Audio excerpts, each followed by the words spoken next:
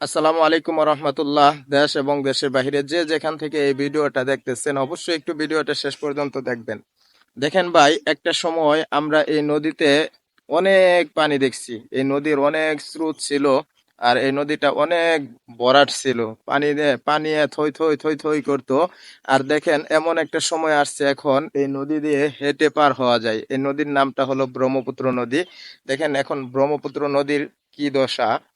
একটা সময় এই ব্রহ্মপুত্র নদী দিয়ে অনেক বড় বড় জাহাজ বা সেলু চলাচল করত।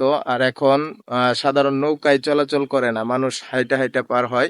এটা হলো সেই ব্রহ্মপুত্র নদী। আজকে আমরা চলে আসলাম ব্রহ্মপুত্র নদীতে ভিডিও করার লক্ষ্যে। অবশ্যই ভিডিওটি সবাই যদি ভালো লেগে থাকে অবশ্যই শেয়ার করবেন।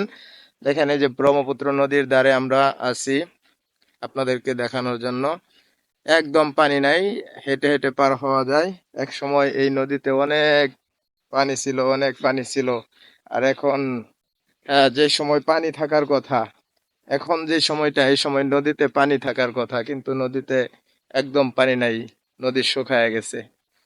তো আমাদের চর অঞ্চলের মানুষের কিন্তু অনেক কষ্ট হয় যখন নদীতে পানি না থাকে। কারণ এই নদী যখন ভরাট হয়, জমিতে পানি উঠে, জমিগুলো অনেক উর্বর হয়, জমিতে অনেক ফসল বেশি হয়। আর যখন নদীর পানি জমিতে না উঠে তখন জমিতে তেমন ফসল হয় না, জমিতে পোকা মাকড় এগুলা বেশি জন্ম নেয়, বিষ বেশি লাগে। আর পানি ধুয়ে গেলে সেই জমিতে বিষ কম লাগে, ফসল বেশি হয়।